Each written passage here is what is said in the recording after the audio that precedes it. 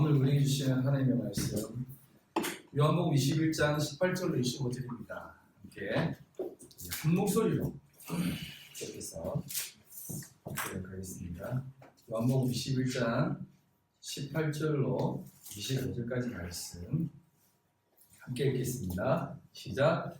내가 진실로 진실로 내게 이르노니 내가 젊어서는 스스로 뛰고 원하는 곳으로 다녔거니와 늙어서는 내 팔을 벌리니 남이 내게 뛰고 원하지 아니하는 것으로 데려가리라. 이 말씀을 하시는 베드로가 어떠한 죽음으로 하나님께 영광을 돌릴 것을 가르치시니라. 이 말씀을 하시고 베드로에게 이르시되 나를 따르라 하시니 베드로가 돌이켜 예수께서 살아가시는 그 제자가 따랐던 것을 보니 그는 만찬석에서 예수의 품에 의지하여 주님을 파는 자가 누구니까 묻던 자더라. 이에 베드로가 놀래고 예수께 여짜오되 주님, 이 사람은 어떻게 되겠사옵나이까? 예수께서 이르시되 내가 올 때까지 그를 머물게 하고자 할지라도 내게 무슨 상관이냐? 너는 나를 따르라 하시더라. 이 말씀이 형제들에게 나가서 그 제자는 죽지 아니하겠다 하였으나 예수의 말씀은 그가 죽지 않겠다 하신 것이 아니라 내가 올 때까지 그를 머물게 하고자 할지라도 내게 무슨 상관이냐 하신 것이라. 이 일들을 증언하고 이 일들을 기록한 제자가 이 사람이라. 우리는 그의 증언이 참된 줄 아노라.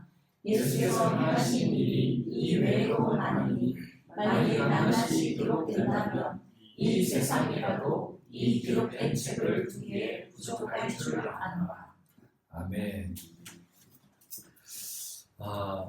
오늘은 요한복음을 마무리하는 시간을 가지도록 하겠습니다.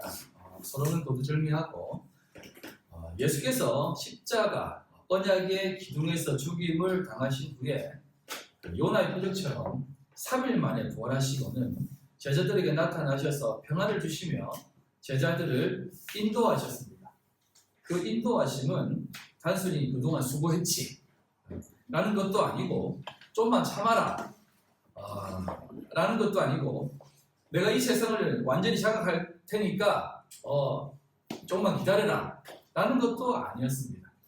그것은 너희들을 내가 어디론가 보낼 것인데 그 삶을 살아야 할 것이다. 그 삶이 곧 나를 사랑하는 것이고 나를 섬기는 것이고 너희들을 이 세상에 남겨둔 이유이다 라는 것입니다. 우리가 잘 아는 그 6월절 어린 양 사건을 아실 것입니다. 그 사건을 보면 우리가 분명히 확인할 수 있을 거예요.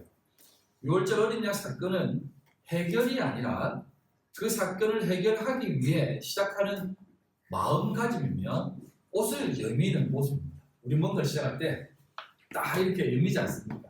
그런 모습입니다. 우리가 달리기 선수라든가 운동선수를 보면 알 수 있습니다. 축구 경기를 위해서는 자신이 속한 홈팀의 유니폼이나 혹은 원정팀 유니폼을 입습니다. 그리고 그것과 함께 보호장치를 착용합니다. 그리고 일반 운동화가 아닌 축구장 전용 축구화를 신습니다. 그리고 신발끈을 꽉 짜맵니다. 그리고 운동장, 경기장에 들어가려고 준비합니다. 6월절 어린 양 사건은 이것입니다. 그 운동장에 들어가기 위한 모든 것을 준비하고 착용하고 들어갈 조건을 받는 것이에요. 출애굽기 12장 5절로 11절입니다. 너희 어린 양은 흠없고 1년 된 수컷으로 하되 양이나 염소 중에서 취하고 이달이 첫째 달입니다. 이제 6월절 어린 양 사건으로 인해서 이스라엘 민족은 자신만의 시작달을 만들어요. 6월절이 첫째 달입니다. 그래서 이게 첫째 달입니다.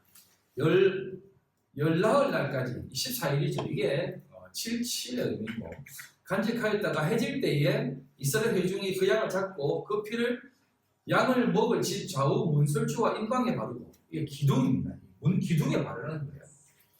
그 밤에 그 고기를 불에 구워 무고병 이게 이제 누룩이 없는 떡이에요. 그러니까 이게 절대 누룩이 있으면 안 됩니다. 일주일 동안 누룩이 있으면 끊어지는 거죠.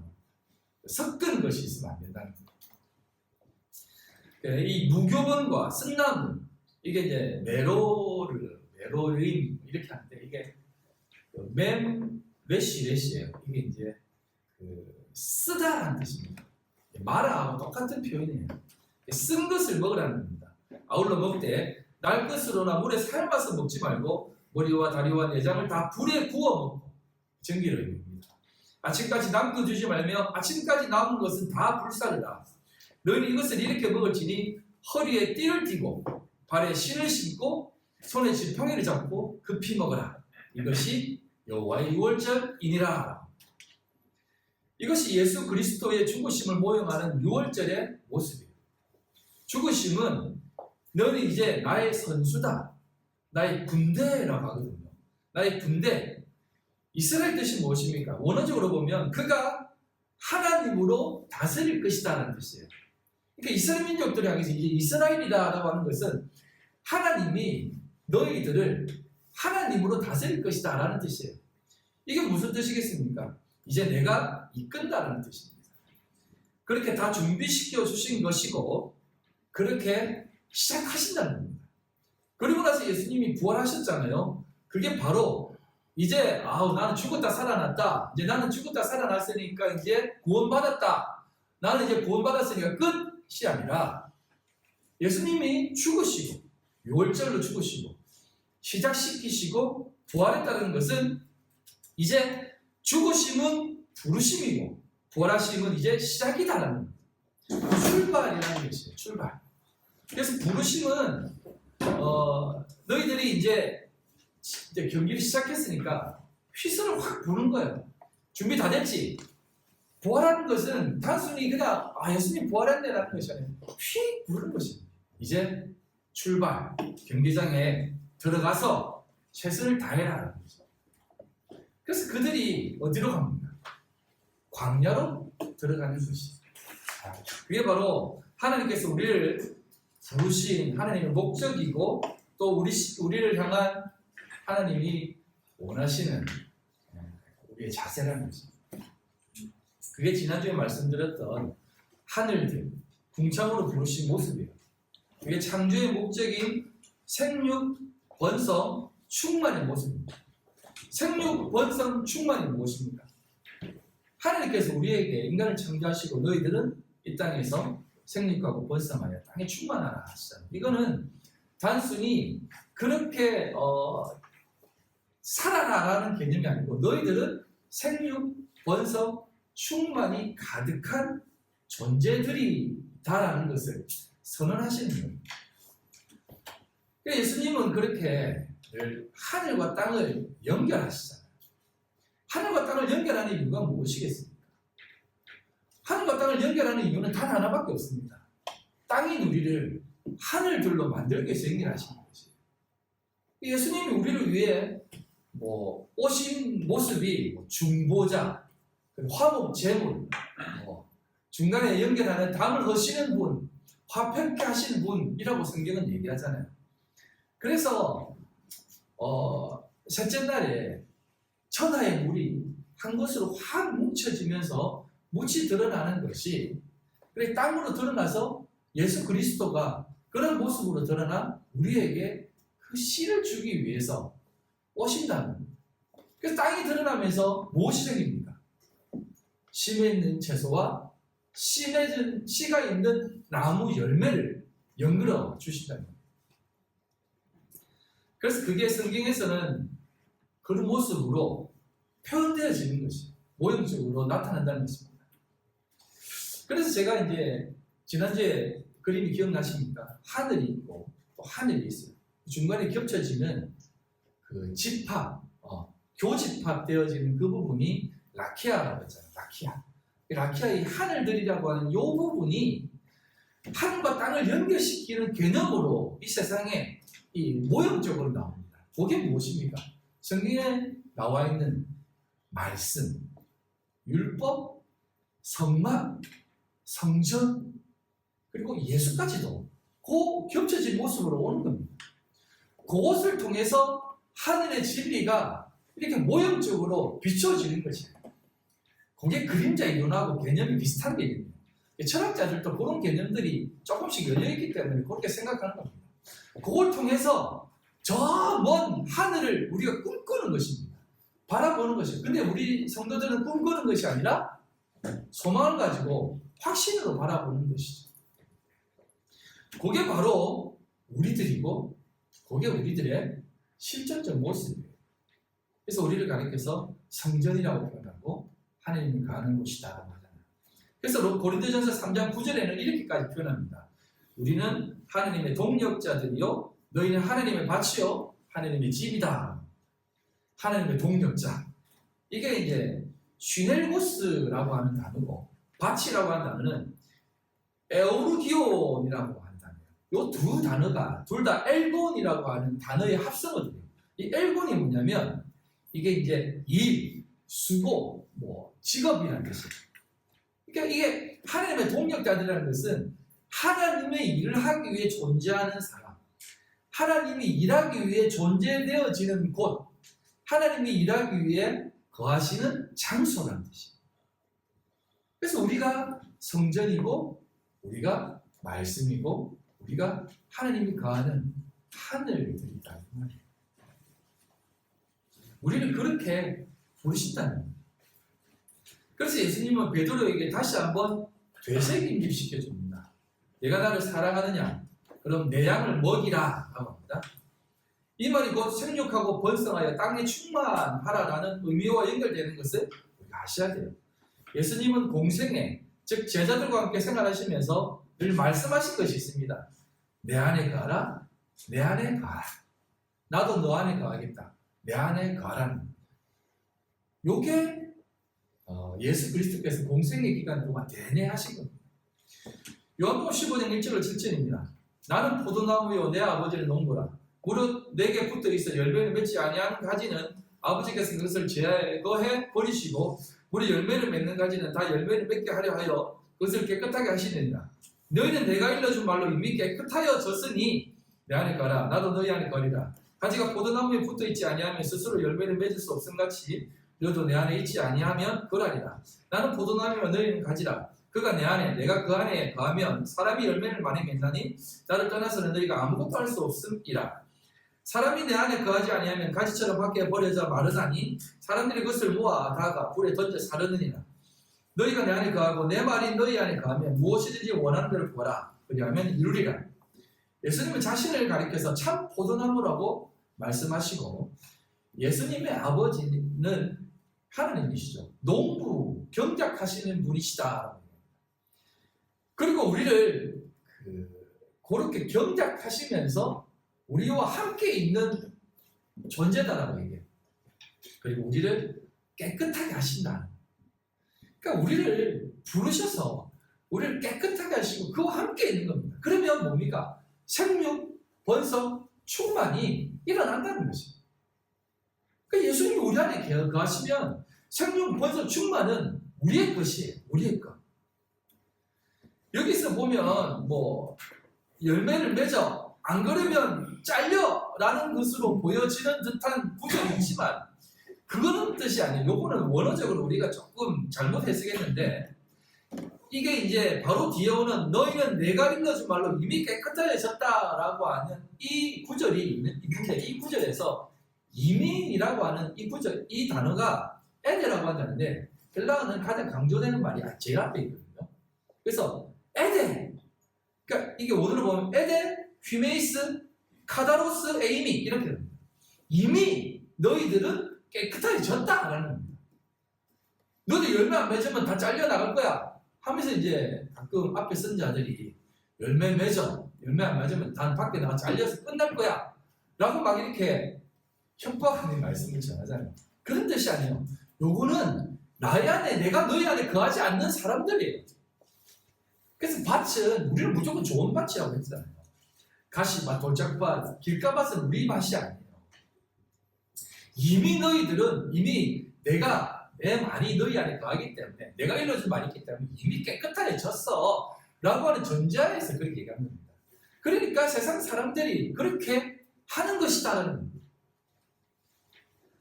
이미 너희들은 내 안에 6월절 어린 양의 피로 말씀으로 깨끗해졌으니까 이제 너희들은 출발해라는, 휘슬을 불렸으니까 들어가라 하는 거예요. 어떻게? 열매 가득 가지고 주께서 주신 열매 가득 담아 이제 나아가라는 겁니다. 뭐 우리 열매 없는 것 같은데요. 사랑과 희락과 화평 아직도 내 안에 전혀 없는 것 같은데 하나님, 나 아직 예수 제대로 안 믿은 것 같은데요. 내가 사랑을 했습니까? 희생을 했습니까? 제가 오래 참았습니까? 아니에요. 여러분 이미 준비되어졌어요. 이제 들어가시라는 겁니다. 내 안에 거하라. 내 말이 너희 안에 거하면 무엇이든지 원하는 대로 구하라. 이게 아이테오거든요. 이 아이테오라는 단어는 빚 갚아라는 뜻이에요. 이거는 정윤 주사님 빨리 200원 주세요. 그럼 목사님 나한테 맡겨놨습니까? 아니 주세요. 마음에서 막 떼쓰고 막 괴롭히면 알았어 줄게요. 이래 주는 게 우리가 구하라고 생각하잖아요. 그게 아니라니까요. 이 아이테오라는 말은 제가 정윤 주사님한테 300원을 빌려줬어요. 빌려준 거 빚 갚으세요 빨리 이렇게 하는 거예요. 응당한 우리의 요구를 하는 겁니다. 이게 뭐냐면 하나님께서 창세기에 우리 인간을 창조하시면서 생육하고 번성하여 땅에 충만하라 라고 하는 그 약속을 하셨잖아요. 그럼 우리가 무엇을 요구합니까? 생육, 번성, 충만 이거 나한테 주세요 라고 하는 겁니다. 이거는요 달라는 거예요. 이거 내 거잖아요. 주세요 라는 거예요. 그러면 네가 원하는 모든 것을 구하라. 이루게 된다는 거예요. 성도들은요 이런 것을 알고 확신 가운데 살으셔야 돼요. 그래서 예수님께서는 우리의 창조 목적 그것을 하나님의 형상으로 지었다고 얘기하잖아요. 하나님의 형상으로 지어졌다는 게 생육, 번성, 충만한 모습으로 우리를 지었다는 거예요. 그게 우리의 본질이에요. 그거를 예수님께서 다시 한번 베드로를 불러서 확인시켜 주는 겁니다. 내가 나를 사랑하느냐?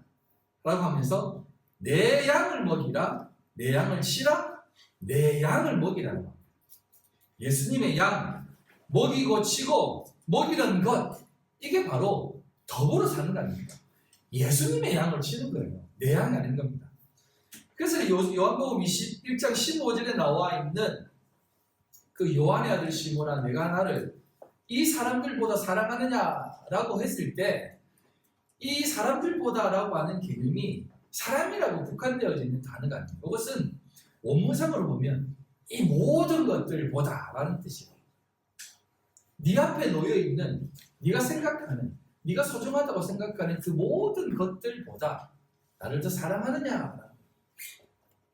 여러분 진짜 모든 것을 다 가지는 사람 있잖아요. 그러니까 진짜 내가 좋은 아빠도 가지고 좋은 엄마도 가지고 돈도 많고 진짜 하고 싶은 거 다 누리고 있는 사람한테 야 뭐 이거 좀 뭐 필요해? 아 필요 없어. 이거 좀 뭐 이렇게 달라고 해봐. 아니 나 그런 거 필요 없어. 나는 이 모든 걸 다 가지고 있는데 뭐 세상 그 어떤 것보다 가장 소중한 걸 가지고 있는데 나에게 그게 있는데 내가 뭘 더 필요한 게 있겠습니까? 이런 거예요. 예수님이 이걸 확인시키는 거죠. 네가 이 모든 것들보다 나를 더 사랑하느냐? 그러면 네가 이게 내 양을 먹이라는 거니까 아니라 네가 지금 지키고 있는 중에 있는 존재야라는 겁니다. 이게 이제 너라는 말도 단수고 지킨다는 말도 단수고 양들은 복수예요. 그래서 이 원어로 보면 네가 지키고 있는 그러면 네가 지키고 있는 거야. 그럼 네가 치고 있는 거야. 그럼 네가 먹이고 있는 거야. 그럼 네가 목양하고 있는 거야. 그렇다면 내 양을 맡길게라는 거야. 그래서 우리에게 주시는 그 모든 예수 그리스도의 그 은혜와 함께 하심은 우리 인간을 창조하신 그 창조의 목적과 일치하는 것이고 그 삶이야말로 참된 성도로서의 삶이라는 겁니다. 자, 설교 중공부로 들어가겠습니다. 그럼 생육 번성 충만의 모습으로 살아가는 것, 되어지는 것이 무엇이겠습니까? 바로 기르는 자로, 목양하는 자로 있는 것입니다. 이것을 그럼 나의 양 떼는 뭘 기르지? 뭘로 목양하지? 내가 그럼 이 세상을 어떻게 살아가지? 라고 하는 개념이 아니라 너는 이제 모든 것을 다 가진 사람이니까 그냥 다 가진 자로 이 세상을 당당하게 워킹하라는 겁니다. 데드맨 워킹이 아니라 리빙 워킹 하라는 거예요. 데드맨 워킹 아시죠? 상대에 끌려가는 사람. 이 세상 사람들은 데드맨 워킹이에요. 내가 이제 저쪽으로 가면 갈수록 죽음이 가까워오는 그림이에요. 다리가 풀리고 점점 죽어가는 겁니다. 그럼 우리는 어떻습니까? 리빙 워킹. 점점점 걸어갈수록 천국이 우리 앞에 놓여져 있는 거예요. 그러니까 어떤 어려운 걸음 있죠. 다리에 더 힘이 생기는 거예요. 더 힘이 생기는 거. 더 강한 걸음, 더 당당한 걸음. 이제 조금만 더 가면 저 앞에 목표점이 있지. 우리를 살리시는, 우리를 안으시는 주님의 큰 품이 있지. 물론 이거는 다 미리 품어안고 있는 품이지만 얘기를 한다면 그 품으로 걸어가는 것입니다. 그게 여러분, 그게 홍해를 건너는 이스라엘 민족들의 모습이에요. 제가 설명 한번 드리지 않습니까? 홍해가 쫙 갈라집니다. 이스라엘 민족도 건너고 뒤에 애국 군대도 건넙니다. 근데 여러분, 저 홍해 쪽 말고 이집트 쪽 말고 애국 쪽 말고 가나안 쪽을 한번 건너편을 생각해요. 건너편에 홍해가 쫙 갈라지면서 뭔가가 이렇게 막 올라옵니다. 이 바다, 죽음의 바다가 갈라지면서 뭔가가 나오는데 누가 옵니까? 이스라엘 민족들이 당당하게 막 끌어옵니다. 주민족은 뭐지? 그걸 수많은 중단 잡족들이 목격했다니까요. 그거 목격하고 간담이 서늘해서 이스라엘 민족들 건드리지도 못했다니까요. 그 앞에서 본 사람들은 당당하게 걸어오는 하나님이 지키시는 그 걸음을 걸어오는 그 걸음을 보고 있는 겁니다. 이스라엘 민족들의 걸음은 그 걸음이라는 거죠. 딱 건너니까 애국 쪽에서 보니까 이제 곧 쫓아가겠네. 이제 곧 저 사람은 다 죽었어. 라고 하는 순간 애국 쪽에서 보니까 바로 그 뒤에서 구경하고 있었겠지 않습니까? 이스라엘 민족들, 저놈들 이제 다 죽었어. 하는 순간 사실은 그쪽 걸음이 물이 확 덮여지면서 애국 바로 눈앞에 애국 군대가 다 죽어버리는 겁니다.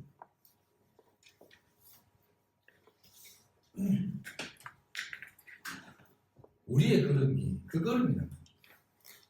6월절 어린 양으로 우리를 살리셔서 그 모든 것을 여미시고 입히셔서 이제 경기장으로 나아가라. 전쟁터로 나아가라. 휘슬을 불렀습니다. 그러면 와, 저 팀 어떻게 이기지? 저 강팀은 어떻게 이기지? 이번에 대한민국 7대0으로 이기죠.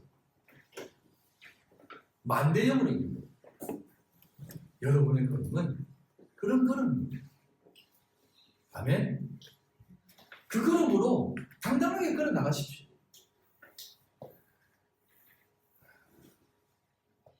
그래서 예수님께서 우리들에게 얘기하는 것입니다. 네가 나를 사랑하느냐? 이 모든 것들보다 사랑하느냐? 네, 사랑하는 주께서 하십니다. 사랑합니다. 라고 말씀하는 겁니다. 여러분, 그 무릎을 여러분의 삶에서 늘 되새김이 가시기 바랍니다.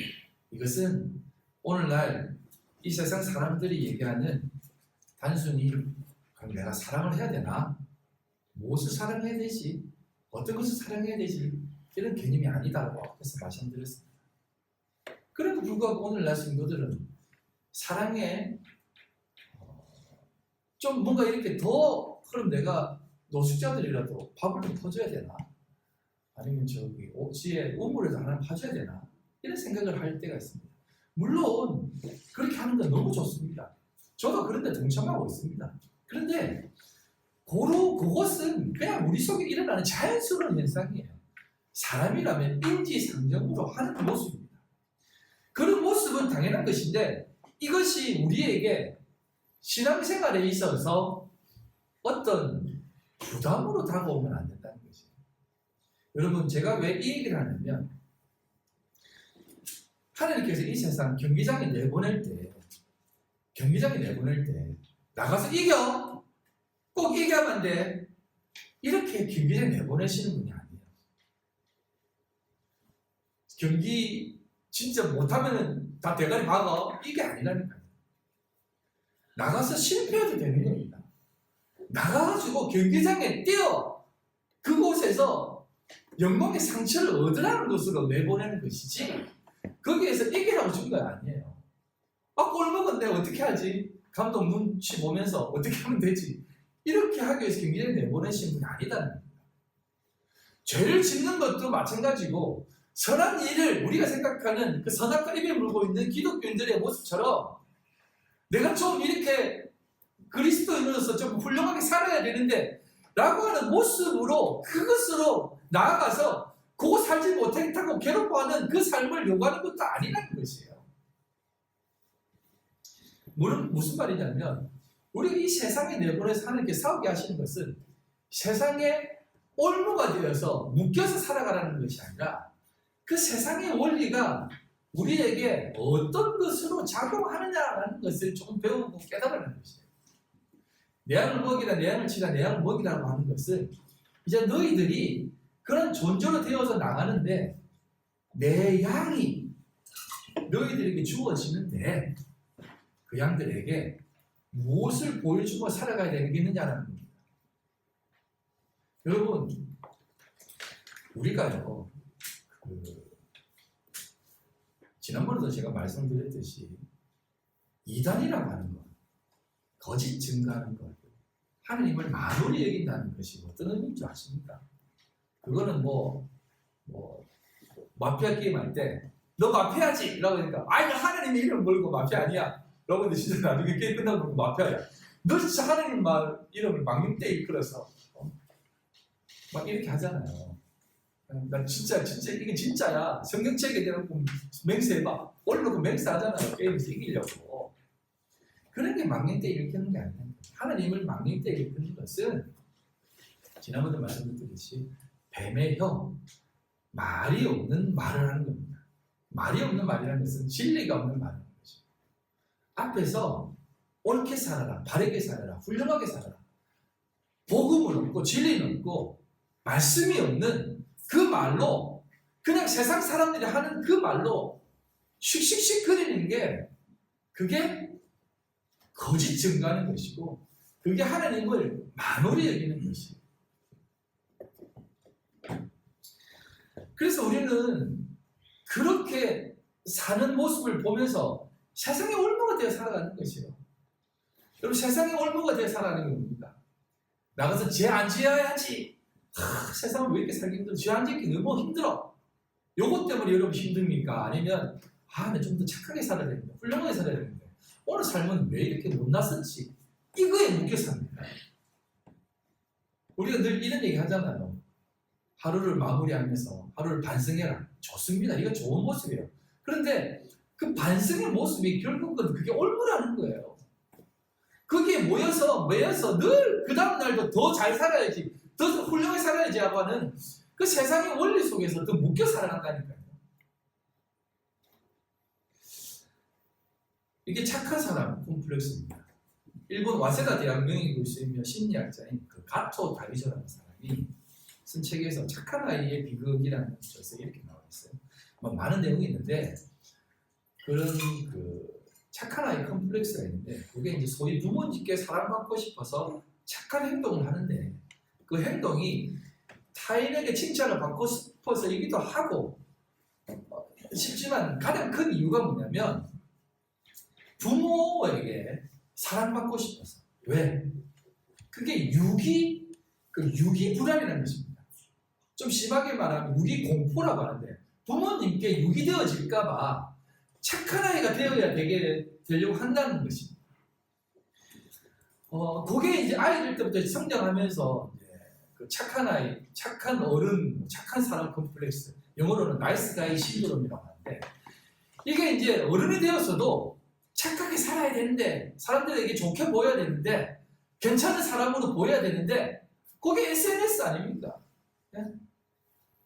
좀 어디 갔다 오면 우리 집은 이렇게 행복한 집안이야 하면서 행복한 모습 빡빡 올리고 뭐 하하하호 사진 찍어가지고 SNS에 올리면서 오늘도 행복한 하루 뭐 이렇게 올리잖아요. 실상은 어쩌는지 모르겠지만 근데 맞아요. 뭐 제가 그걸 나쁘다라고 얘기하는 거 아닙니다. 근데 그게 사실은 그게 지금 우리 현대인이 가지는 그 나이스 가이 신드롬일 수 있다는 거지. 성도들에게 있어서의 그 착한 아이 컴플렉스라는 것은 사실은 좀 돌아봐야 된다는 겁니다. 그래서 우리가 이런 말을 쉽게 하죠. 내 탓이요, 내 탓이요. 내가 잘못했지. 이것을 연신이 외치지만 사실은 이게 어떻게 보면 내면 속에 있는 그 유기불안, 우리가 믿는 하나님께 유기되어질까봐 되어지는 그 불안 속에 나타나는 감정일 수도 있다는 거죠. 제가 여러분들에게 한번 던져보고 싶습니다. 질문을. 나가서 확 한번 좀 죄짓고 살아보세요. 한 1년 동안 교회 안 다녀보고 하나님 막 저주하며 한번 살아보세요. 확 이혼도 해보고 자식들 막 두들 펴보세요. 못하시겠죠. 저도 못합니다. 못하시겠죠. 그거 왜 못하는 것 같습니다. 그냥 내가 착한 사람이라서 나는 그런 사람이 아니야라 해서 어떤 뭐 절대자가 그렇게 하면 혼낼 것 같죠. 그렇게 살면은 뭔가 하늘이 번개가 치더라도 벌을 내리실 것 같죠. 이 유기불안이라는 것은 그렇게 살면 하나님께 끊어질 것 같죠. 유기불안이라는 것은 선악과를 입을 물고 있는 기독교인들에게 많이 일어나는 것입니다. 사랑하면 살아야 된다. 선한 영향력을 끼쳐야 된다. 죄 지으면 안 된다. 기독교인으로서 그렇게 살면 안 된다. 그럼 이렇게 막 질문하지 않습니까? 우리 기독교인들은 왜 그렇게밖에 못 살지라고 이렇게 얘기하지 않습니까? 그러면서 나는 그렇게 살지 말아야지 라고 하면서 하나님 앞에서 안심합니다. 이게 사실은 묶여 사는 거예요. 유대인들이 여전히 율법 아래 묶여 사는 것이고 하여튼 세상 사람들에게 묶여 사는 것이고 세상의 시선에 묶여 사는 것이고 그러면 목사님 나한테 마음대로 살아라는 것인가? 그게 아니라는 것입니다. 그러니까 여러분 훌륭하게 살아야죠. 당연히 이거는 훌륭한 것입니다. 그런데 여러분 우리가 진짜 이 세상에 묶여 살아가는 것이 무엇이냐라는 것을 꼭 생각하며 살아가라는 것입니다. 오늘도 내 탓이요 라고도 해야 되고 열심히도 내야 됩니다. 내 양떼들도 돌봐야 됩니다. 내 양떼가 뭡니까? 내가 건사해야 될 식구들 아닙니까? 가족들 아닙니까? 돌봐야 됩니다. 그게 우리의 자리입니다. 그래서 성경은 이렇게 얘기해요. 요한복음 21장 18절 내가 진실로 내게 이르노니 내가 젊어서는 스스로 띠띠고 원하는 곳으로 다녔다. 이게 이제 진실로라고 말하는데 이게 아멘이에요. 내가 분명히 명확하게 퍼펙트 트루 완전하게 내가 얘기하는데 네가 젊어서는 스스로 띠띠고 원하는 곳으로 다녔다. 띠를 띈다는 것은 진리의 띠를 말하거든요. 이게 뭐냐면 내가 진리라는 것을 추구하며 살아간다는 것이에요. 내가 이것이 선한 것이야. 이게 훌륭한 삶이야. 이게 괜찮은 삶이야 라고 하는 그 가치관, 그 진리. 내 안에 진리가 다 있잖아요. 내 가치관이 있잖아요. 네? 모든 사람은 자신이 가지는 기준점이 있어요. 잣대가 있어요. 그것으로 살아간다는 겁니다.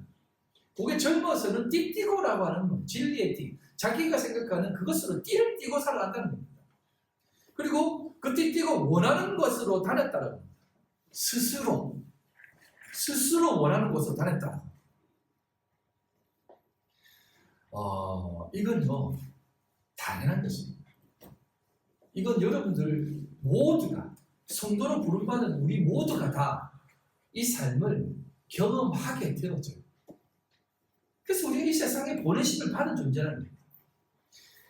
여러분 스스로 가는 곳, 스스로 가는 것이 무엇입니까?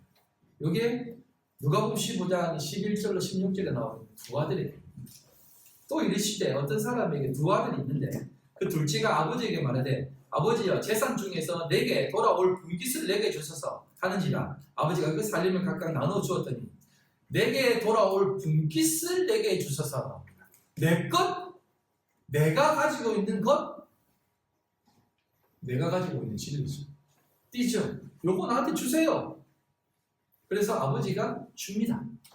그 며칠이 안 돼요. 둘째 아들이 재물을 다 모아가지고 먼 나라에 가 거기서 허랑방탕하여 그 재산을 낭비하였더니라. 이게 이제 자기가 하고 싶은 대로 자기 것을 가지고 다 열심히 살아가는 겁니다. 허랑방탕이라고 하니까 뭐 우리가 이제 천국 가면 술 먹고 막 이렇게 막 노름하고 탕진하는 것으로 느껴지지만 내가 추구하는 삶을 막 살아가는 것입니다. 요거는 내 것이기 때문에 다 없어질 수밖에 없는 것이에요. 그렇게 다 탕진합니다. 다 없애도 그 나라에 크게 흉년이 들어 그가 비로소 궁핍한지라. 가서 그 나라 백성 중 한 사람에게 붙여사니 그가 그를 들로 보내어 돼지를 치게 하였었는데 그가 돼지 먹는 쥐염 열매로 배를 채우고자 하되 주는 자가 없는지라. 스스로 자기가 취한 분위기, 자신이 가지고 있는 것으로 다 취해서 자기가 원하는 곳으로 갑니다. 먼 나라, 하나님 나라가 아니죠. 다른 나라로 갑니다. 자기가 그곳에 있어야만 된다라고 하는 그 자리로 갑니다. 그래서 그곳에 가서 어떻게 합니까? 스스로 원하는 대로 삽니다. 허랑방탕하다는 것은 자기가 원하는 대로 살아가는 것입니다. 다 살아갔지만 다 탕진되어집니다. 여러분 이 둘째 아들이 우리라고 하잖아요. 우리. 네. 그 아들을 위해 그렇게 탕진하지만 여러분 탕진해서 돌아왔다고 생각하죠. 아닙니다. 그렇게 탕진하며 살아왔지만 그 둘째 아들은 쥐염 열매라도 먹고 살아야지라고 하면서 그곳에 있어야 한다는 거예요. 심지어 돼지는 누가 쳤다고요? 이방인 되셨습니다. 비진리 안에 속해 있는 사람들이에요. 그곳에서 그 사람들에게 붙어 먹으려고 했다는 것입니다. 근데 하나님께서 둘째 아들은 그렇게 살게 하지 않습니다. 스스로 띠띠고 원하는 대로 돌아다녔다는 것입니다. 하지만 하나님께서 무엇을 준비해요? 흉년을 준비해요. 흉년을 준비하는데 그 흉년이 뭡니까?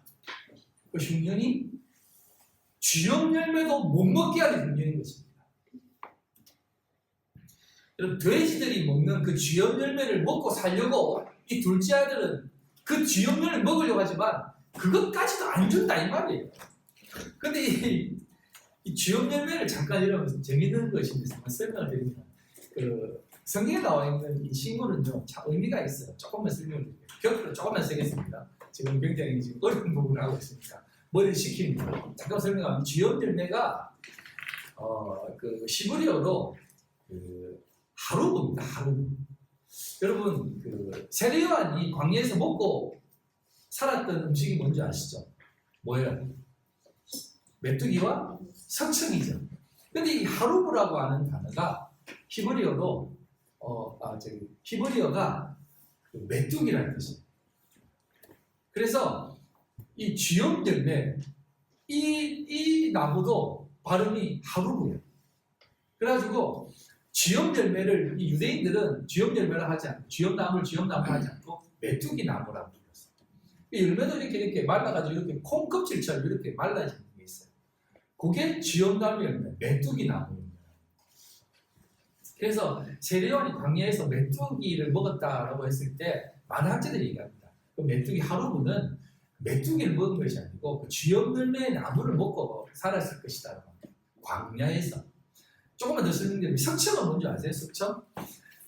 광야에 꽃이 어디 있습니까? 버름 좀 있을 수도 있겠죠. 근데 광야에는 꿀이 없어요. 그래서 이 꿀이라는 것은 그 종려나무 열매가 대추야자 열매 나무예요. 그래서 종려나무는 대추야자 나무인데 그 열매를 따가면 굉장히 이렇게 달아요.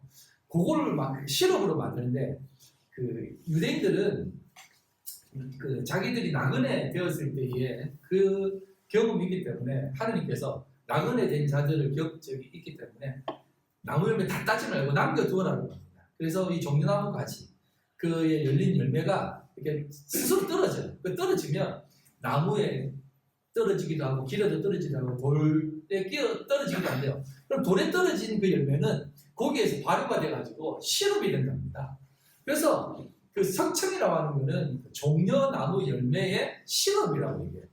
그래서 그걸 두 개를 먹고 자랐다고 합니다. 아무튼 그 쥐염 열매 나무가 바로 메뚜기예요. 세례요한이 먹던 것이다. 그 쥐염 열매 그 열매를 먹으려고 했다는 겁니다. 죄주들이 먹는 거예요. 이거는 이게 이제 우리나라 말로 그 보릿고개 했을 때 진짜 그 나무 뿌리 껍질 까먹는다고 하잖아요. 그거를 상징하는 열매가 쥐염 열매라고 해요. 쥐염 열매 먹는다 하면 정말 힘든 때구나 라고 얘기를 한대요. 근데 이 둘째 아들이 그걸 먹으려고 했는데 흉내에 들어가지고 사람들이 그걸 먹고 있던 사람들이 그것까지도 안 준다는 것입니다. 돼지들에게 먹이는 그 열매도 둘째 아들에게 안 줍니다. 그럼 어떻게 됩니까? 둘째 아들이 어떻게 됩니까? 아, 이것도 못 먹는구나. 아버지가 돌아가야 되겠다.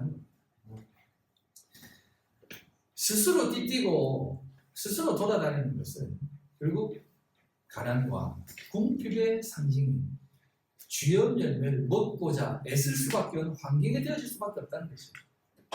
그러나 이것까지도 사실은 먹어봐야 계속 가라는 먹을 수 없는 것이다. 왜?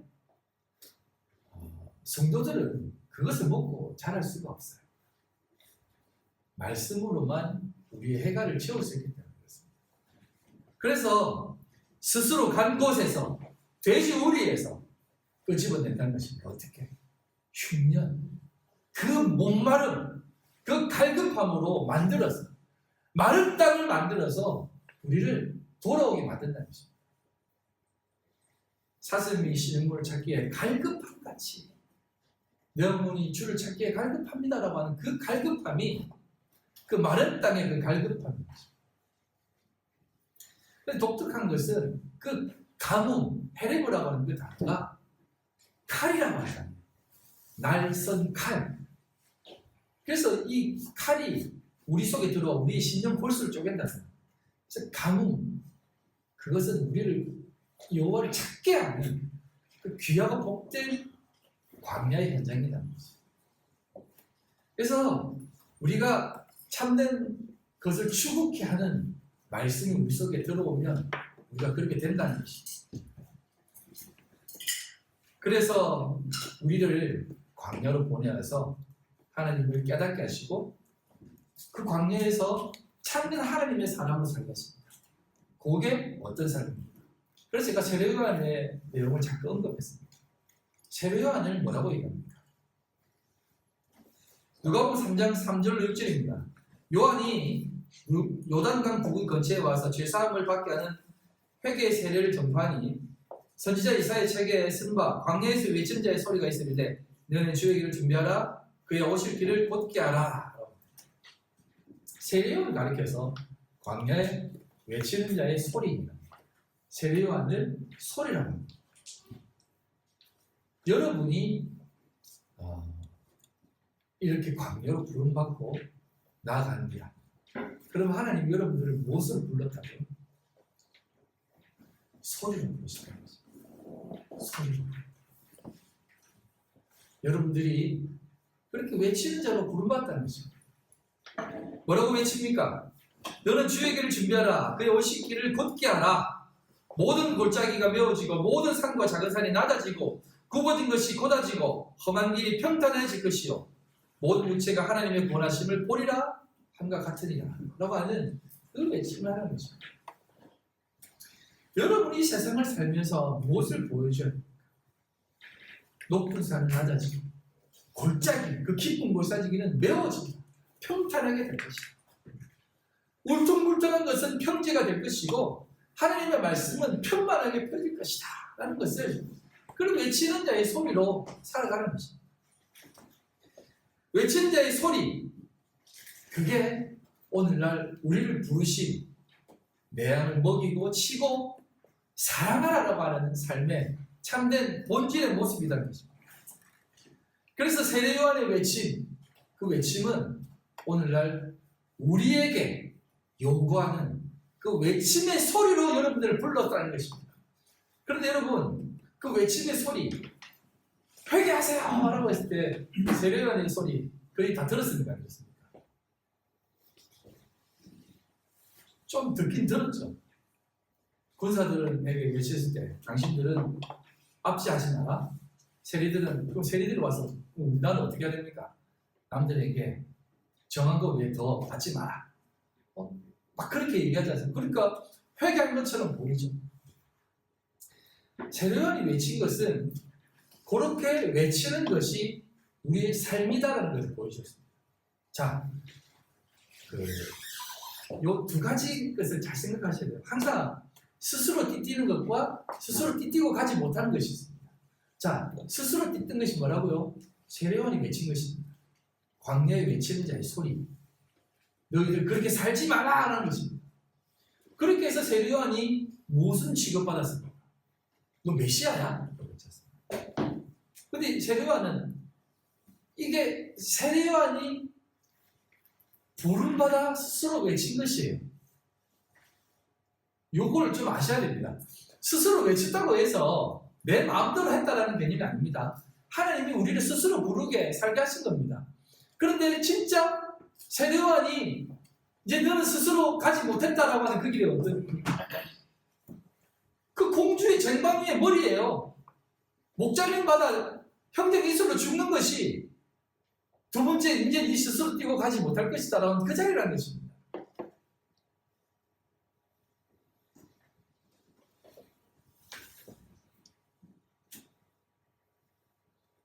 세례요한은 소리로 존재했습니다. 소리는 두 가지를 외칩니다. 여러분들의 삶으로 와 이렇게 살아도 안 되네라는 것을 보여주는 것이고 또 두 번째 그래서 여러분들의 삶이 돌이켜 그런 삶이 아니구나라는 것을 보여주는 삶이 두 가지 다 있는 것입니다. 이게 나중에 하나로 딱 뭉쳐집니다. 그때에 진짜 생육, 번성, 충만의 모습이 확 드러나는 것입니다. 너 이미 치고 있다라고 하는 그 개념은 지금 스스로 느끼고 돌아다니고 있다라는 것이 다 담겨져 있는 것이에요. 여러분들, 저도 마찬가지예요. 지금 여러분들 다 스스로 돌아다니고 있습니다. 나도 마찬가지예요. 우리가요, 딱 깨놓고 말하겠습니다. 우리가 이 아름다운 교회를 모여서 이렇게 예배드리고 있잖아요. 여기에서 이렇게 재밌게 우리가 예배드리고 감사함 예배드리고 기쁨을 예배드리고 참 우리 한가족처럼 예배드린다라고 하는데 여기에서 여기까지 하나 딱 오해가 한번 생겨보십시오. 네? 저기 뭐야 민욱이하고 우진이하고 싸워가지고 코피 터져가지고 다시 나 우진이 형 안 봐. 나 우진이 형 있는 교회 있으면 나 교회 안 나갈까? 그러면 지혜쌤하고 김명호 쌤이 우리에게 나오겠습니까? 안 나와요. 진짜 안 나온다니까요. 우진이 아빠, 우진이 엄마, 우진이 아니요 있어요. 안수 집사님이 나오면 됩니까? 우리가 나갈게요. 나갑니다. 안 그럴 것 같죠? 용지 형 이제 다음 주 세례 받는데 제가 세례 교육시키다가 진짜 뭐 돈박이야 이것도 이해 못하면서 막 하면은 왜 이 세례 때지 않아? 무슨 야 이미 나와 그게 왜 다냐? 진리이든 뭐든 예수님이든 없어요. 스스로 띠뛴다니까요. 그래서 제가 이렇게 늘 착한 사람 콤플렉스에 살같이 살는 거 아닙니까? 농담이고. 여러분 이게 제가 왜 이 얘기를 하냐면 여러분들요 완성되었다고 생각하지 마세요. 여러분들은 정말 진짜 내 탓이요를 외쳐야 될 그 사람입니다. 여러분 스스로 지금 여러분 스스로 살아가고 있는 존재들이에요. 진짜. 그러나 요게 그럼 하나님 내가 안 이끌어줍니까? 이게 아니에요. 진짜 하나님이 여러분들을 보내신 자리라니까요. 그게 이 세상이랍니다. 여러분들 그렇게 살고 있어요. 진짜요. 하지만 그 삶의 자리도 하나님이 원하는 자리입니다. 그 삶 속에서 정말 하나님 내가 정말 내 마음대로 살았는데 이전까지 내가 하나님을 위해 살아왔다고 생각했는데 이것도 내 의지였네요. 진짜 하나님 나를 인도해 주세요. 나를 붙잡아 주세요. 나를 이끌어 주세요. 라고 하는 그 모습 속에서 그 어떤 것보다 하나님을 더 사랑하는 자리로 이끌어 주신다는 것입니다. 그 이끄심을 꼭 기억하시기 바랍니다. 그래서 이 원복음은 은혜라고 한 단어로 추격할 수가 있고 오늘 이 마지막에 그 말씀을 우리에게 던져주시고 끝나는 것입니다. 한간에 어떤 목사님들은 이렇게 끝냅니다. 베드로가 나는 뭐 그렇게 살지만 저 사도 요한은 어떻게 되겠습니까? 저는 어떻게 되겠습니까? 라고 질문하는 그 모습 속에서 베드로의 여전히 어리석은 모습이 드러난다라고 하는데 맞아요. 여전히 그렇게 모습을 살아갑니다. 그러나 그 모습이 우리의 요구되어지는 모습이다라는 것을 꼭 기억하세요. 여러분들 속에 하나님이 그 모습을 통해서 깨닫게 하시는 요구되어지는 성향이고 그 자리는 것을 꼭 기억하십시오. 말씀을 끝내겠습니다. 여러분 다시 한번 진심으로 묻겠습니다. 예수님을 사랑하십니까? 여러분 주님을 사랑하십니까? 네. 그 사랑하는 그 자리가 여러분들에게 요구되어진 자리라는 것을 꼭 기억하십시오. 스스로 띠뛰고 걸어갈 수 있습니다. 그 속에서 하나님이 깨닫게 하십니다. 훌륭하게 살아가십시오. 그리고 조금 힘들고 실패하더라도 그것 또한 여러분이라는 것을 기억하고 사랑하며 사십시오. 그게 진정한 내 자신을 돌아보는 삶이라는 것을 알게 될 줄 믿습니다. 기도하겠습니다. 하나님 아버지 감사합니다. 오늘 설계하시는 귀하고 복된 자리 다 준비되었다라고 생각하고 다 염이어서 이길 줄만 알았던 그 싸움의 현장 경기장 안에 들어갔지만 하나님 여전히 스코어는 10대 0입니다. 여전히 이 전쟁터에서 수세에 몰리고 있는 나의 삶을 보게 됩니다. 하나님 아버지 그럼에도 불구하고 다시 한번 힘을 내어봅니다. 하나님의 뜻에 따라 다시 한번 이기게 해주시고 다시 한번 사랑하게 해주시고 다시 한번 신실하게 주님 사랑하며 당당하게 이 세상 향해 외치게 하여 주시옵소서. 세상아 덤벼라. 사망아 너희 쏘는 것이 무엇이냐 라는 것을 외치며 오직 생명의 주 예수 그리스도를 바라보며 살아가는 제대 삶이 다 되게 하여 주시옵소서. 예수님 이름으로 기도드립니다. 아멘.